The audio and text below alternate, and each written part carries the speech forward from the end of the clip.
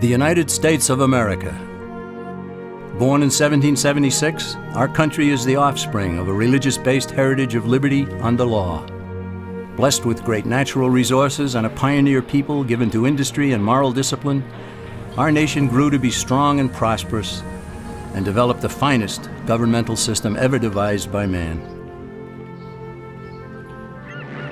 America soon became known as the refuge of the world's tired, hungry, and poor. Millions left everything in the old world to start over in a land that rewarded initiative and hard work and perseverance.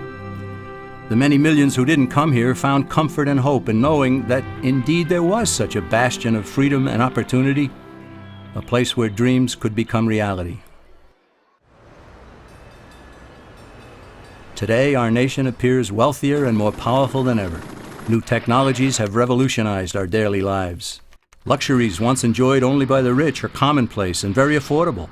Home ownership is widespread, and our people have the expectation of continued economic growth and prosperity. Yet more and more people are coming to realize that they may prosper materially only for a time because their freedoms are diminishing. The sobering reality is that America has been led far from its praiseworthy beginnings. Our people and businesses groan under a heavy burden of economic, political, and social problems, which are the result of a widespread departure from the fundamental truths that made our nation great.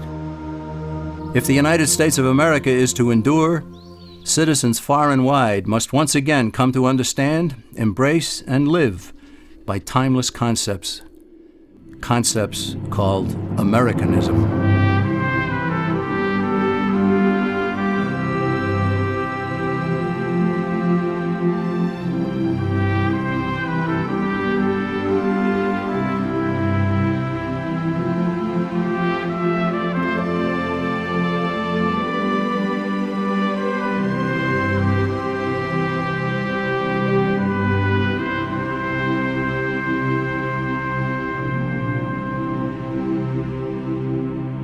What made America great and set it apart from other lands? Was it natural resources? No, other lands are equally blessed. Was it the people? No, the people who built America came from elsewhere. Was it government planning and wisdom that spurred our nation to such heights? No again. It wasn't what government did that made America great. It was what government was prevented from doing that made the difference.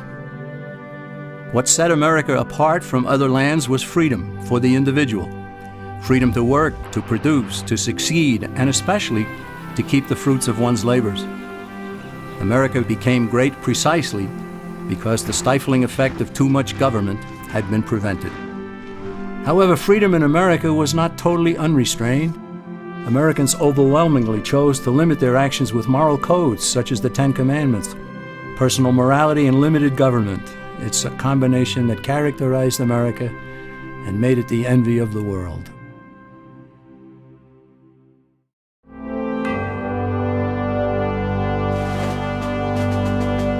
When our founding fathers decided they'd had enough of British oppression, they broke away and declared independence.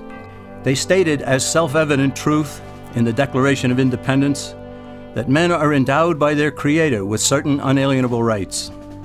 In other words, God gave man his rights, and that among them are life, liberty, and the pursuit of happiness.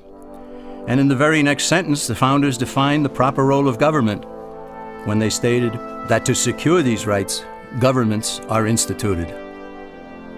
This is the entire philosophical base of our nation. Here, the government cannot legitimately redistribute the wealth, assume power over the people's lives, and dominate man's existence with oppressive taxation, regulations, and controls. According to the founders, government was to be a negative force, which leaves people alone. Its sole function is to protect citizens from one another and from foreign governments, and especially from their own government itself. The founders did not create a government to be a positive force, to do things for people, to take from some, to give to others. They understood that when a government starts doing something for one citizen, it has to take from another to do so. And in the process, it gains control over both.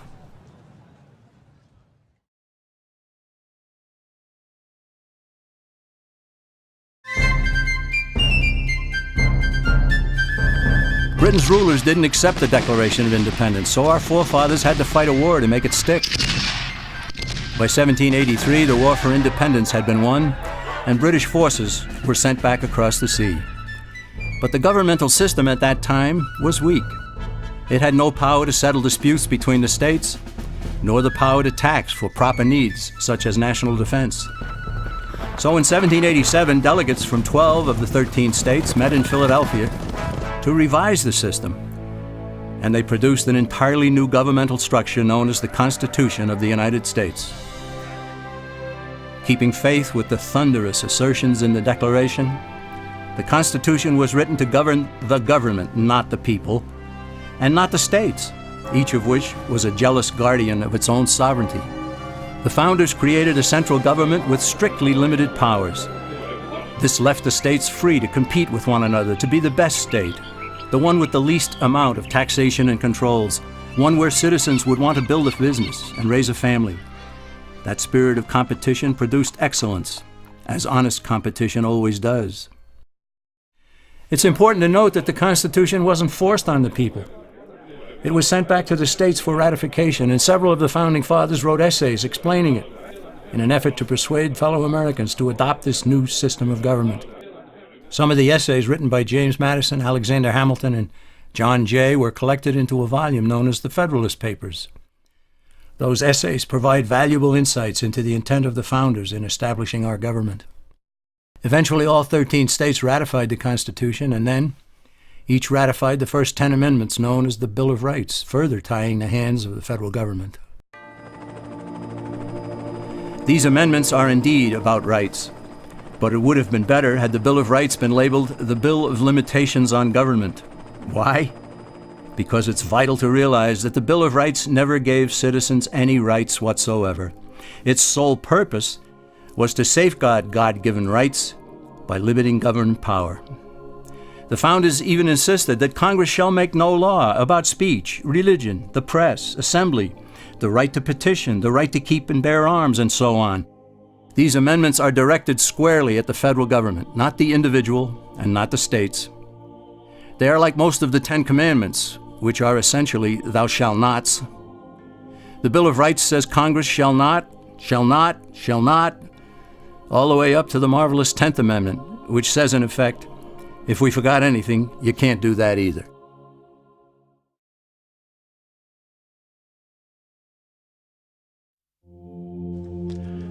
When Benjamin Franklin exited the Constitutional Convention, he was asked by a woman, "Sir, what have you given us?" His immediate response was, "A republic, ma'am, if you can keep it." Yet most Americans today have been persuaded that our nation's governmental system is a democracy and not a republic. The difference between these two is essential in understanding Americanism and the American system. Before we discuss political systems, however, it's helpful to address the confusion that has been spread about the political spectrum. Many have been led to believe that the political spectrum places groups such as communists on the far left, fascists or dictators on the far right, and political moderates or centrists in the middle. However, a more accurate political spectrum will show government having zero power on the far right to having 100% power on the far left. At the extreme right, there is no government. The extreme left features total government under such labels as communism, socialism, Nazism, fascism, princes, potentates, dictators, kings, any form of total government. Those who claim that Nazis and fascists are right-wing never define their terms. This amounts to spreading confusion. Toward the middle of the political spectrum can be found the type of government limited to its proper role of protecting the rights of the people. That's where the Constitution of the United States is. Those who advocate such a form of government are really constitutional moderates. So let's analyze the basic forms of government. They are monarchy or dictatorship ruled by one, oligarchy ruled by a few, democracy ruled by a majority, republic ruled by law, and anarchy, which is ruled by no one. In discussing these five, we'll see that they can be narrowed down to even fewer. Looking first at monarchy or dictatorship, this form of government doesn't really exist in the practical sense. It's always a group that puts one of its members up front. A king has his council of nobles or earls, and every dictator has his bureaucrats or commissars, the men behind the scenes. This isn't ruled by one, even though one person may be the visible leader.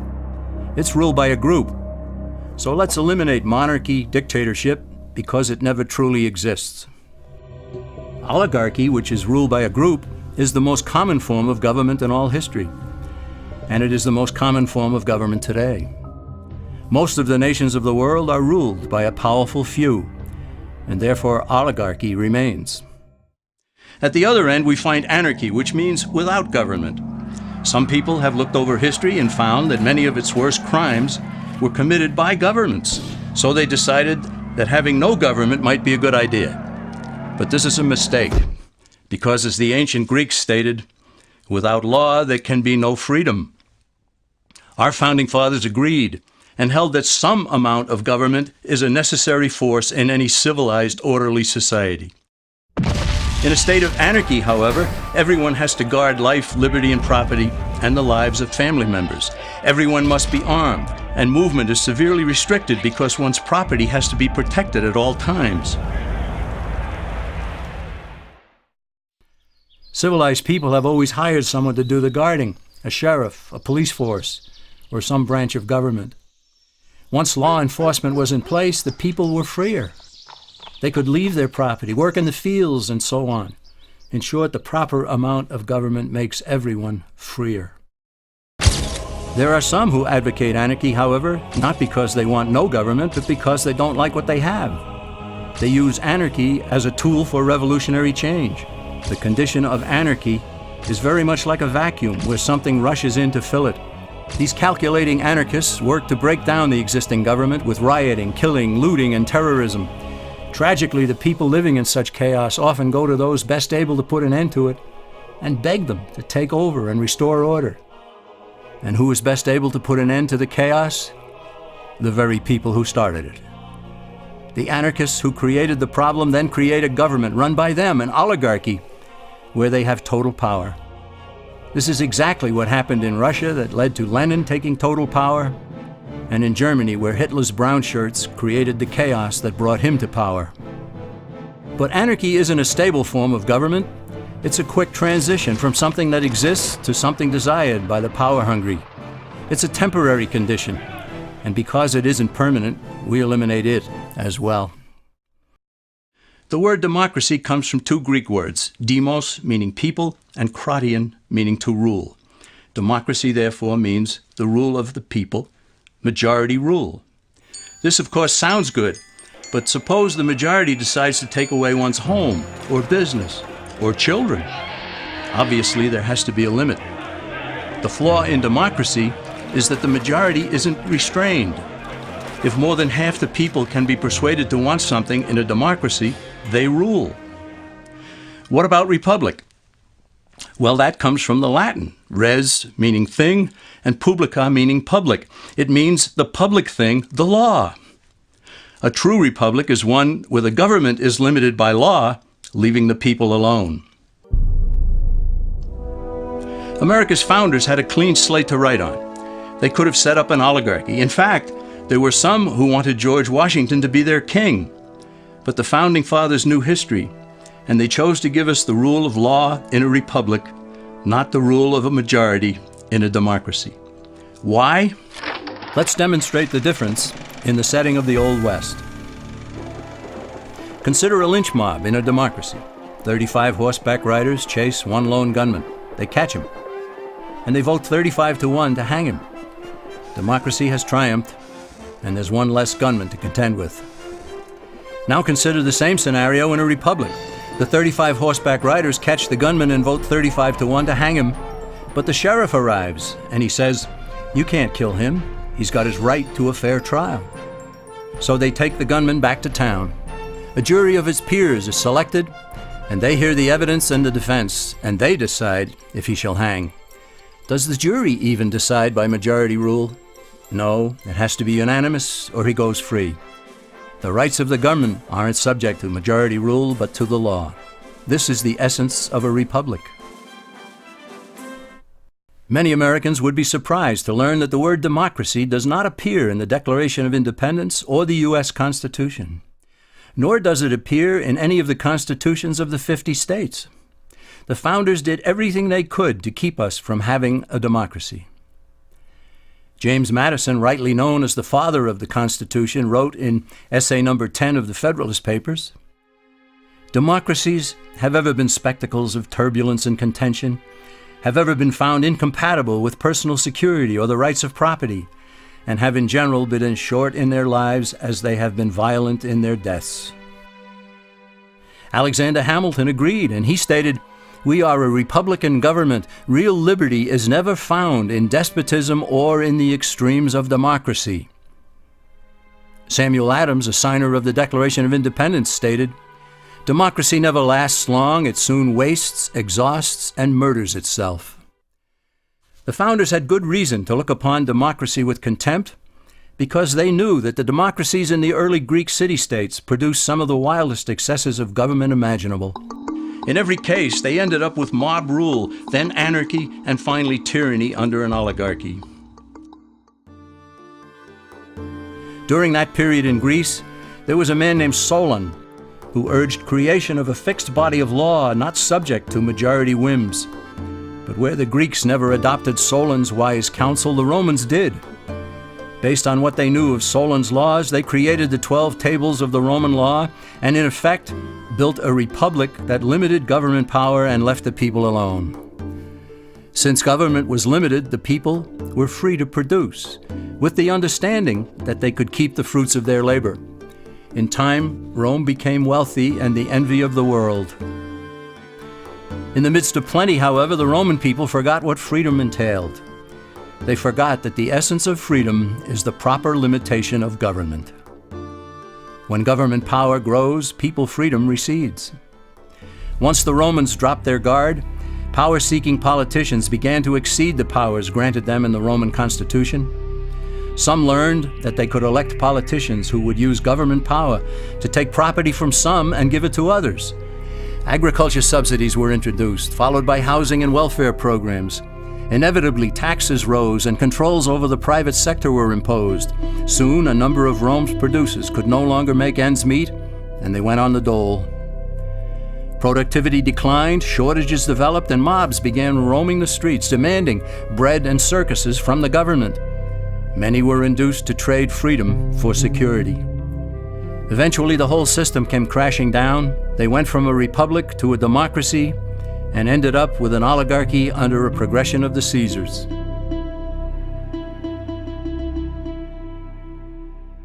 Thus, democracy itself is not a stable form of government.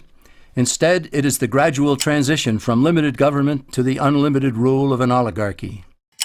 Knowing this, we as Americans are ultimately left with only two choices. We can keep our republic, as Franklin put it, or we will inevitably end up with an oligarchy, a tyranny of the elite.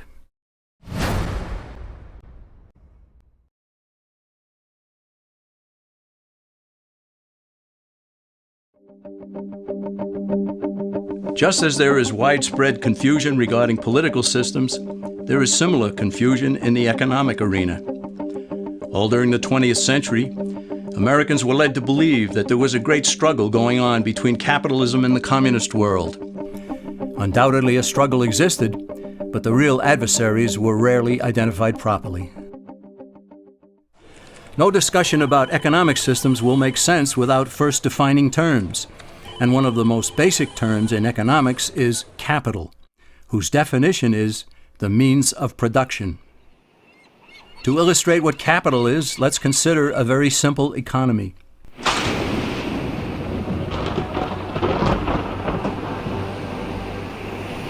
On the sands of a small island, a castaway has just washed ashore.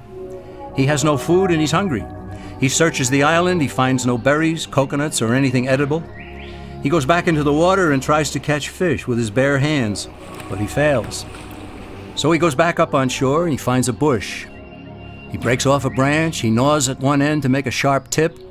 Back into the water he goes, and with his spear, he catches fish. His spear is capital.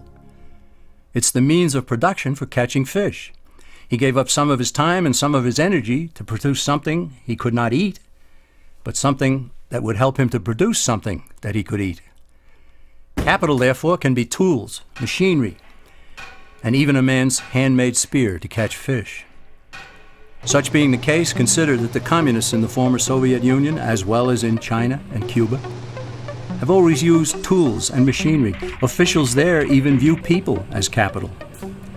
Therefore, by strict definition, are not communists capitalists? For that matter, isn't everyone a capitalist? And so, is not every economic system a capitalist system?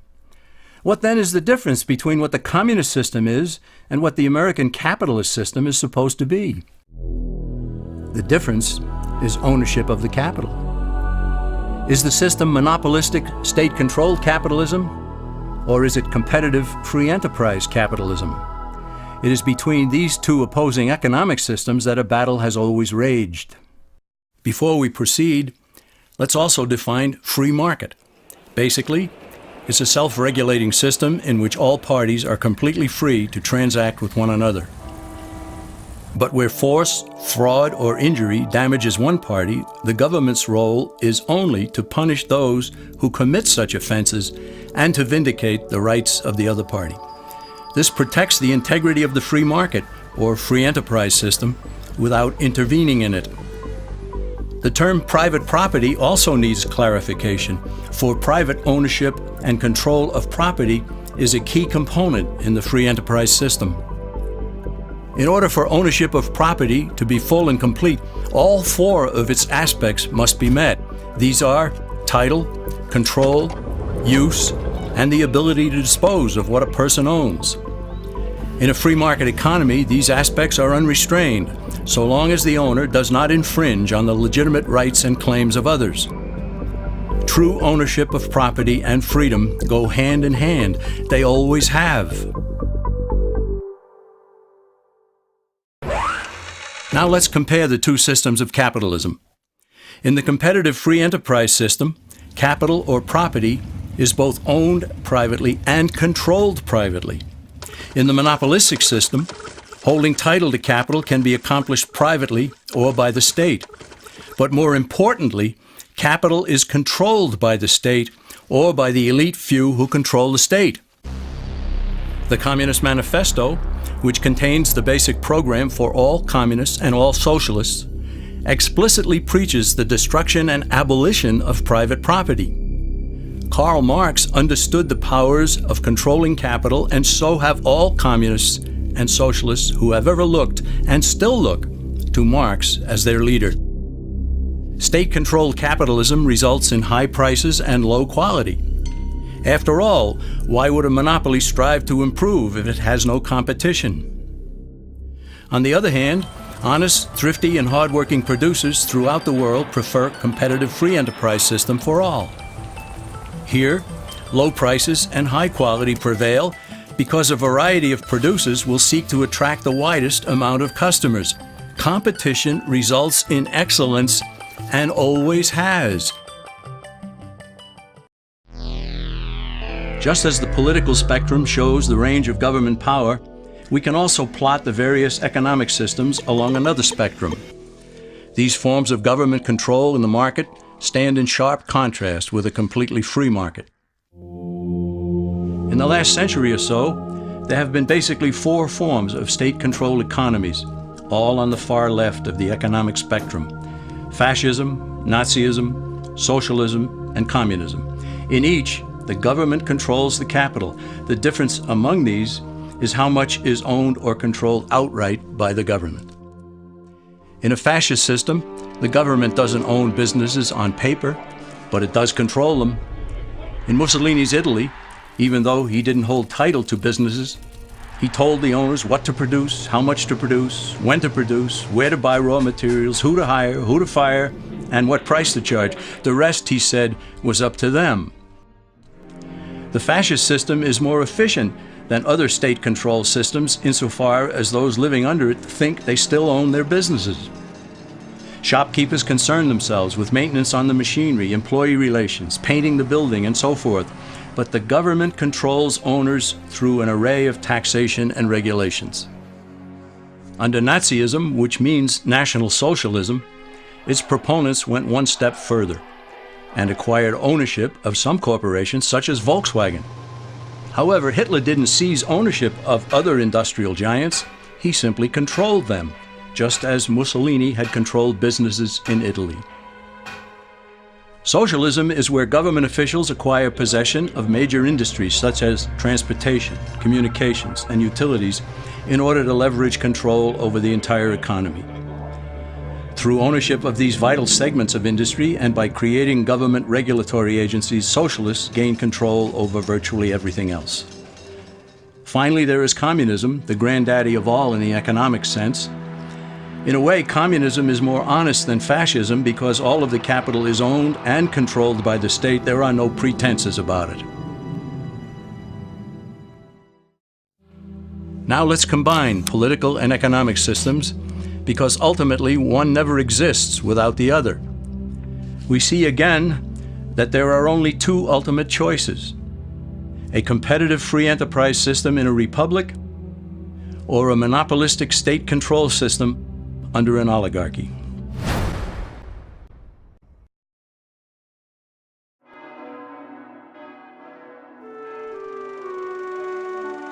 A moral people have always been a vital element of America's strength. The Founding Fathers well understood the biblical teaching that righteousness exalteth a nation. They also knew that expecting a free market economy and limited government under a republic to endure without morality was expecting the impossible. James Madison cautioned that limited government alone was inadequate for our nation. And John Adams observed, "Our Constitution was made only for a moral and religious people. It is wholly inadequate to the government of any other."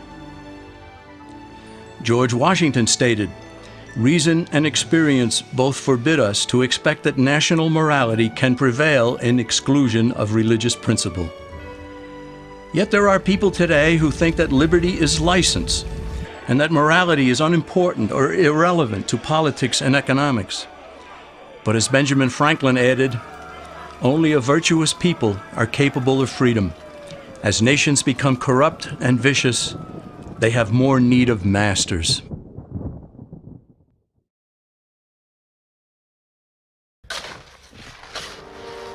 The alternative to Americanism is what has condemned most of the human race to live as slaves throughout the millennia.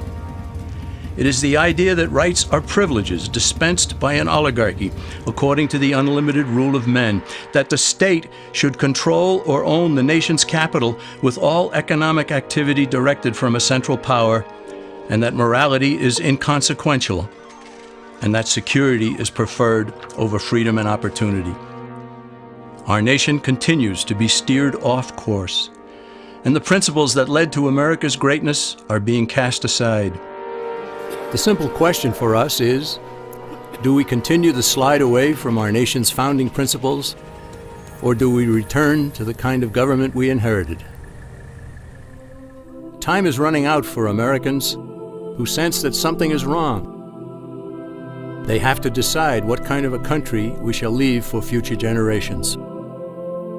All that is needed is for a sufficient number of Americans to get involved in the fight for freedom and to return our nation to less government, more responsibility, and with God's help, a better world.